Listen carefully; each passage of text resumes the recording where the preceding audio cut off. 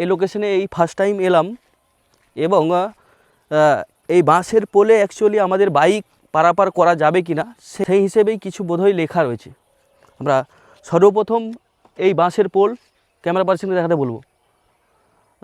খুব যে সেফটি ব্যাপারটা নয়, বাঁশের পোল যেটা অনেক টাইমে আমরা দেখেছি ভেঙেও যায়, কারণ এত ভার গাড়ির যে ভারসাম্য হয়তো নিতে পারে না। এবং যা লেখা রয়েছে আমি পড়ে শোনাচ্ছি, দেখুন। নদীর পোল ও মাঠের এই দুটি পোলে সাইকেল বা মোটর সাইকেল চেপে পেরোবেন না, নেমে পেরোবেন পোল, মানে পায়ে হেঁটে বা গাড়ি ঠেলে নিয়ে যেতে হবে আপনাকে পারাপার করার জন্য। আপনি সুরক্ষিত থাকুন।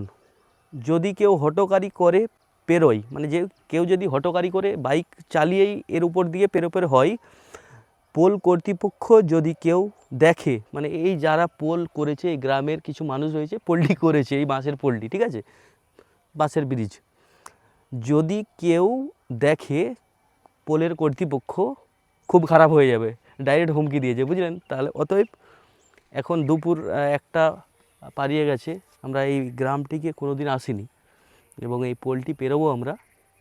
যাক, আমরা কি করব তাহলে, ঠেলে ঠেলেই পেরোতে হবে, কারণ পরিষ্কারভাবে সাইনবোর্ডে লেখাই রয়েছে যে খুব খারাপ হবে যদি আপনি বাইকের উপর দিকে বাইক চালিয়ে নিয়ে যান আর কি, তাহলে আমাদেরকে ঠেলে নিয়ে যেতে হবে, তাই তো।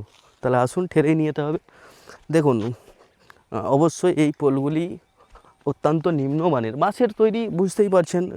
যদি কংক্রিটের তৈরি হতো তাহলে হয়তো গাড়ি পারাপার চালিয়েই করা যেত, কিন্তু ঘটনা হচ্ছে আমাদেরকে এই গাড়ি ঠেলে নিয়ে যেয়ে পারাপার করতে হবে, তাই তো। এখন অত্যন্ত ভয়ের বিষয়ও লাগছে, কারণ এই পোলটি অনেক দিনের পুরনো এবং দেখতেই পাচ্ছেন একদম সেতুটি খুব দুর্বল রয়েছে, জানেন।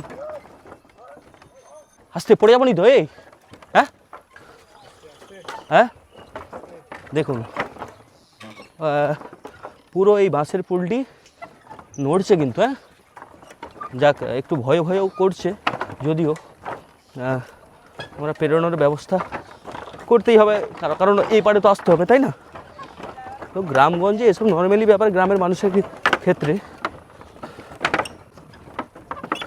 যাক, ফাইনালি ওই পাড় থেকে এই পাড় আমরা চলে এলাম